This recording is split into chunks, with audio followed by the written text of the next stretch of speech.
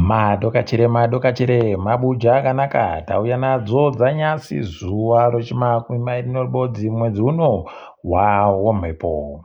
Ipapa tikaringa mapurisa agotiwo abata wanhu wari kuda kuburitsa goridhe manduwe makirogiramu 15 15 kgs pachirungu, riri mari inoita miriyoni ribodzi nochidimbu 1.5 million US dollars pachirungu. Chatoshamisa kutoti mapurisa ari bekureketa kuti mbanani wanhu vari kuburitsa goridhewo wabata pokare kuti motikari wangu vari kusenzesa njani waribe kutireketera izvozvo. Rekai tigoona kuti zvinopera sei. Zvatorwadza vanhu kutoti pavanoreketa zvavanhu mbanje wavanenge wabata mbanje vanobva vaisa nomazita ipapo, asi wavo vari kuba zvisvinu wogoridhe wava wabva wareka kuwaisa mazita, unobva waona kuti panenge pane chanja chopfene chiri kuitika ipapa. Rekai tigoona kuti zvinopera sei. Tinenge tichikunyepai ukuwo tendai biti agoti wakomana hurumende yedu iri kuita utsotsi wagoramba zvakareketiwa noIMF, asi wachibva wati upfumi hwedu hwakwira kusvika kumabhiriyoni 45 kureketa kuti munhu mubodzi ari kunze kutambira mari inoita zvinhu zvitatu. Apa maAfrica mese kwai vanhu vari kutambira mari yakawanda, vanenge vatotambira churu chibodzi no500 1.5 thousand US dollars pachirungu. Rekai tione kuti zvinopera sei. Tinenge tichiringa kwai hurumende iri kuda kutofunga ipapa kuti ichazoisa matare okumatunhu municipal courts pachirungu. Kwai makanzuro akaita sana Harare, Bulawayo, Mutare anenge ano matare awo avanoita zvokutonga mitemo inoita kuringana nomatare omumatunhu. Rekai tigoona kuti zvinopera sei kana vanhu mukange muri kuita mutsepwede kumatunhu ikweyo kubatiwa uchipechemedziwa. Apa zviri kunzi futi pokare kuda kunziwa mapurisa oumakanzuro, asi mapurisa aumakanzuro ada kutoti apuwe masimba okukona kusunga vanhu. Pafungei mhando yezvinomboitika zviya nomapurisa okanzuro, hwendo huno vanenge vano masimba okusunga chaiwo. Zvikaitiwa zviri nguva ino panopfidza vanhu chete ipapo. Rekai tirambe takaparinga. Kwai kanzuro yechitungwiza iri kurwadziwa kureketa kuno ikati wakomana imimi sei musiri kuuya koika hama dzenyu kumarindawo kwedu. Kwai uyai muike vanhu kumakuwawo kwedu nokutoti ndokuti tiboye mari. Idihwi. Zvinhu zvacho zvese zvinondonetsera kuti inyaya dzokuti vanenge vari kutsvaka hawo kuti toita mari sei. Rekai tione ipapa wakatoita kutsvomwa chaiko kutoti vanhu vari kurekerei kuuya koika vanhu kumakuwawo kwedu. Kwai imwe kambani yagoita zvokubira vanhu mari inonzi Bevan Capital, manduwe yaitungamiwa naShepherd Chibaya nomakore 36 pachirungu. Kwai ipapa akasungiwa kuUAE atobenhitsiwa manduwe kuti atongerwe nyaya dzache ino. Orererere wafana wava tinowanyepa mazuva ese kuti imi rekaita zvisina basa, kunoona wakwechemedziwa. Manje waifungidzira kuti kuUAE wachapona, peno wanga wafungidzira kuti ana guputa zvawaribe kusungiwa kuUAE ikweyo naiwe wachatadzawo kusungiwa. Hede ana guputa vano mari inodiwa kuUAE, ko iwe unei tabwa. Rekai muone ipapa achakwechemedziwa chete. Joram Gumbo anga ariko kuchikoro choPhoenix kukwekwe ipapa. Chikorochi chakapwanyiwa chakadhirikira magorokoza apinda mhanduyo achiteera bhande regoridhe. Warume zvakaita kuoma chaiko. Kuno ipapa kwaino hurumende taisa mari inoita zviuru 500 600,000 US dollars pachirungu kuti tiwake makirasirumu okufundira 14 classrooms pokare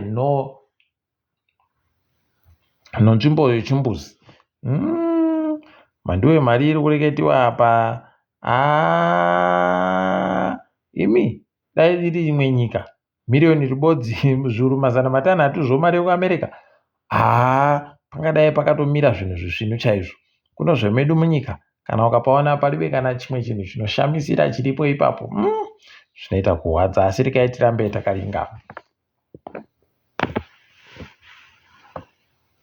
Mapurisa ozeta rapi ari kureketa kuti kwai anonzi Kudzai Munatsi ane makore 34 pokare naNatash Matare ane makore 25 waakasungiwa kubhadhara mari dzokunze kwenyika zvisiri pamutemo kunyikayo UAE. Kwai ipapa wanga wari kuti iwo munhu ari kuda kubhadhara zvinhu kuUAE iwo wanongoenda wobva wapa mari woisa yawo pamusoro wobva wabhadhara mari yacho kunze kwenyika ikweyo kuita pachirungu inonzi money laundering. Pandiwe pakaita kunyangariwa kwai wakatotorehwa mari inoita zviuru 300 chaiwo $300,000 pawakasungiwa. Rekai tione ipapo wapowa bhero karo 500 mari yekuAmerica. Kambani yePPC yagoti takazotengesa ivhu redu riya roArlington mandiwe mahekita 410 418 hectares pachirungu mandiwe ovhurawo. Kwai ipapa zvakatopera zviya wakamanikidziwa kaano wakuru wanga watora ivhuro kare wakati taakupa ani nani kuno ipapa kwai tatengesa ivhuro mamiliyoni 30. Unondoziva hako kuti patengesiwa parohwa chanja chopfeni asi wandoti zviri nani tikaboya chimwe chinhu kuti tireke kugoboya chinhu. Rekai tione kuti zvinopera sei. Chatovafadza chimwe kutoti samende ichaseenzesiwa kuaka zvinhu zvese ipapo yagonzi samende ichabva kwavari. Rekai titende kana zvakadando tinoramba takaringa hedu kwazvinoperera. Wagari wekubhuyera mandiwe wari kuita kuhwadziwa zvisvino kureketa kuno kwai wakuita kugara wari kufemana nokatondo kufemana nohuruwa mandiwe inoita kuhwadza zvekutoti ipapa wari kutadza kuziva kuti woita sei. Apa iwo waChina wari kuuya wachimora mandiwe lithium iyoyo. Baba mamorera wari kuita magonyeti ari kundoita kupesana kunge masvosve mukange mandiwe ari kupesana iyo ari magonyeti akatakura lithium. Zvino hazvahwadza. Rekai tione kuti zvichapera sei. Dai waisawo katara yekutoti wari kutekairawo wanoboyawo kutekaira zviri nani. Nokutoti paribe chizvinapa. Asi rekai tirambe tichiringa kwainopereramo. Kambani Rainbow Tourism Group yagoti iyo tatenga imwe muzinda kuCape Town. Kwai chiwako chatagotenga tachitenga mamiliyoni 5 omari yekuAmerica. Toda kuti tiite hotera kuCape Town kuitira kuti tireke kugwesa mazai edu mubhasikiti ribodzi asi tiyaise kwakawanda wanda. Tikati maita tusvino rekai tione kuti zvichapera sei. Imo muSouth Africa makafitira kunakidza. Rekai tizvione. Ipapa kwai kuhange nyasi magetsi anga ari kubikiwa chiuru chibodzi nozana nomairi 1102 megawatts pachirungu kukariba 424 424 megawatts pachirungu wakazvimira ega ne53 53 megawatts pachirungu. Pabodzi kwai chiuru chibodzi 540 1579 megawatts pachirungu. Rekai tione kuti zvinopera papi zvakadini. Woema watohwadza vanhu vazhinji pagoburika kuti kwai wagobhadharisa kambani yewaChina iri kuita samende kuHurungwe kwai yabhadharisiwa zviuru 5 basi zvomari yekuAmerica chocho upenzi nokuti wari kuita zvekuvhiringa nharaunda. Zvinohwadza mandiwe kubhadharisa kambani yese ichibhadharisiwa kamari kakaita kudandi. Dai watoita kuipechemedza chaiko yarikawo godando next time. Rekai tione kuti zvinopera sei. Asi zviri kuhwadza izvi zviri kuhwadza ndosaka zvinhu zvacho zviri kuramba zvinonetsa. Rekai tigoringa kuona kumberiko kwazvinoenda. Kwai muturi nxobe agoti komana zviri kurema asi ndikuda kuti inini patinopera gore rino panotanda gore rinouya tigoite basa rekuti mari yatinobhadhara inokona kuita zvikamu 50 zvomari yatinenge tichiri kuboya. Rekai tizvione kuti vanozvikona chero izvozvo nomadira awo kutekaira kuenda kunze kwenyika yaya. Achiti achienda achimunangarwa kairi katatu achitungamiwa nevanhu. Kuno vanhu kavanontanda waenda ari beki enda wozoti wari kuenda naye wamwe wosarapo kare wozo imi moti ino zvinoitika izvozvo. Dai wari wamwe watochinja maitiro kuti zvikone kuitika, regai tirambe takaringama apa ipapa kureketa kuno.